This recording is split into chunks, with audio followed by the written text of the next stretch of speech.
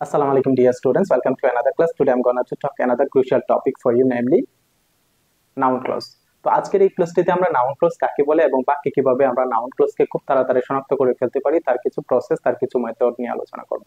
শুরুতেই যে বিষয়টা তোমাদের জানতে হবে সেটা হচ্ছে হোয়াট ইজ নাউন ক্লজ। তো noun clause is a dependent clause that functions as a noun in a sentence indicating subject, object or complement. তার মানে হচ্ছে এই নাউন ক্লজ হচ্ছে একটি বাক্যে সাবজেক্ট, অবজেক্ট কিংবা কমপ্লিমেন্টের মাধ্যমে নাউনের কাজ করে। চলো আমরা উদাহরণের মাধ্যমে খুব তাড়াতাড়ি নাউন ক্লজকে কিভাবে শনাক্ত করা যায় তার কিছু পদ্ধতি, তার কিছু মেথড নিয়ে আলোচনা করি। দেখো, that, whatever, what, who, whoever, এই ওয়ার্ড গুলো দিয়ে আমাদের নাউন ক্লজ শুরু হতে পারে। তো এই ওয়ার্ড গুলো থাকলে আমরা কিভাবে নাউন ক্লজ শনাক্ত করতে পারি সেগুলোর উদাহরণ আমরা একটু দেখে নেই। ধরো, দ্যাট দিয়ে যদি আমরা একটা এক্সাম্পল পাই, তো এটা এরকম হতে পারে, I know that he is coming. দেখো, এই যে দ্যাট হি ইজ কামিং, এটা হচ্ছে একটা ক্লোজ এবং এটা নাউন ক্লোজ। কিভাবে নাউন ক্লোজ? দেখো, দ্যাট দিয়ে বাক্যটি শুরু হয়েছে এবং এটা অবজেক্টের কাজ করেছে।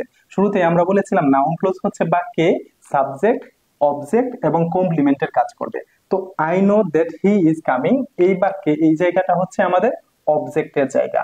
যেহেতু এটা অবজেক্টের জায়গা দখল করেছে, তার মানে এটা নাউন ক্লোজ। তোমাদের একটা মেথড বলে দেই, তোমরা এই নাউন ক্লোজ এর অবজেক্টের জায়গাটা কিংবা যেটা নাউন ক্লোজ হিসাবে তোমরা শনাক্ত করতে চাচ্ছ সেখানে যদি ইট দ্বারা রিপ্লেস করে ফেলো এবং এটা যদি একটা কমপ্লিট অর্থপূর্ণ বাক্য হয়ে যায়, তবে অবশ্যই তোমরা ধরে নিবা এটা নাউন ক্লোজ।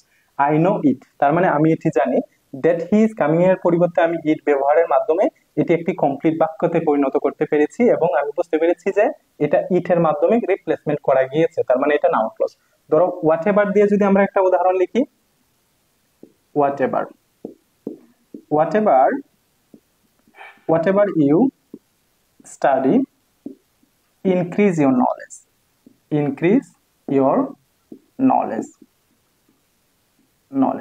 দেখো, এই যে whatever you study, এইখান থেকে এই আন্ডারলাইন করা ওয়ার্ডটা, আন্ডারলাইন করা অংশটা বা ক্লোজটা হচ্ছে নাউন ক্লোজ। কিভাবে নাউন ক্লোজ?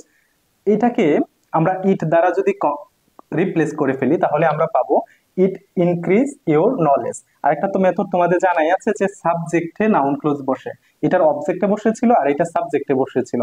তার মানে সাবজেক্টে যখন একটা ক্লোজ বসেছে, তুমি খুব স্বাভাবিকভাবে ধরে নিতে পারো এটা নাউন ক্লোজ হতে পারে। আর সহজ পদ্ধতি যেটা, সেটা হচ্ছে ইট দ্বারা রিপ্লেস করে ফেলো। ইট দ্বারা রিপ্লেস করে যদি তুমি একটি অর্থপূর্ণ বাক্য পেয়ে যাও তাহলে অবশ্যই ধরে নিতে পারো এটা noun clause. It increases your knowledge, তার মানে আমরা এটা নাউন ক্লোজ হিসেবে শনাক্ত করতে পেরেছি। ধরো, হোয়াট দিয়ে যদি আমরা একটা বাক্য লিখি, যেমন ধরো, আই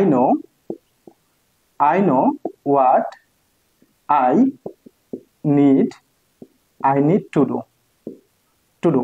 দেখো, what I need to do, এটা হচ্ছে অবজেক্টের জায়গা দখল করেছে। হোয়াট দিয়ে আমাদের ক্লোজটা শুরু হয়েছে, what I need to do, এবং এটা অবজেক্টের জায়গা দখল করেছে। তার মানে হচ্ছে এটা অবশ্যই নাউন ক্লোজ হতে পারে। এবং আমরা যদি ইট দ্বারা রিপ্লেসমেন্ট করে দেখি তাহলে আমরা বুঝতে পারবো যে এটা নাউন ক্লোজ হয়েছে কিনা। দেখো, আই নো ইট, তার মানে এই what I need to do এটা রিপ্লেসমেন্ট হিসেবে আমরা ইট ব্যবহারের মাধ্যমে দেখে নিলাম যে এটা কি হয়েছে, রিপ্লেসমেন্ট করা গিয়েছে, তার মানে এটা আমাদের নাউন ক্লোজ। চলো আমরা হু দিয়ে একটা বাক্য লিখে আসি। হু দিয়ে যদি আমরা একটা উদাহরণ দেই, যেমন ধরো, রহিম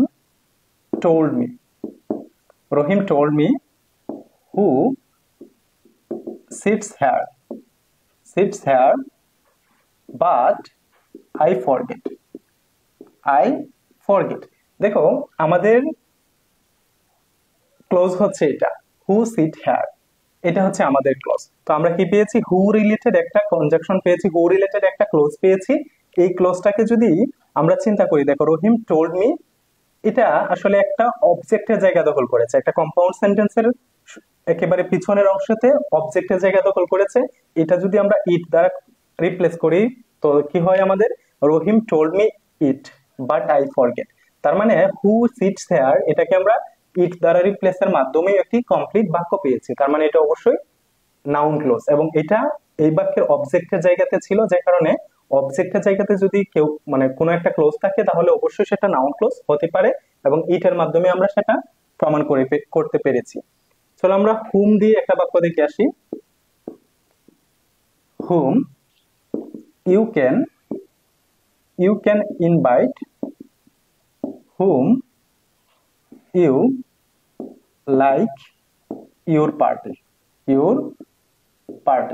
দেখো এখানে whom you like your party, এই যে সেন্টেন্সটা এটা হচ্ছে একটা complement. You can invite whom you like your party, অর্থাৎ এই যে ক্লোজটা আছে এটা নাউন ক্লোজ, এটা একটা কমপ্লিমেন্টের জায়গা দখল করেছে। এটাকেও তোমরা চাইলে ইট এর মাধ্যমে রিপ্লেস করে ফেলতে পারো, you can invite it your party, অথবা কোনো একটা নাউন অথবা প্রোনাউন রিপ্লেস করে তোমরা এটার অ্যান্সার পেয়ে যেতে পারো, you can invite him your party.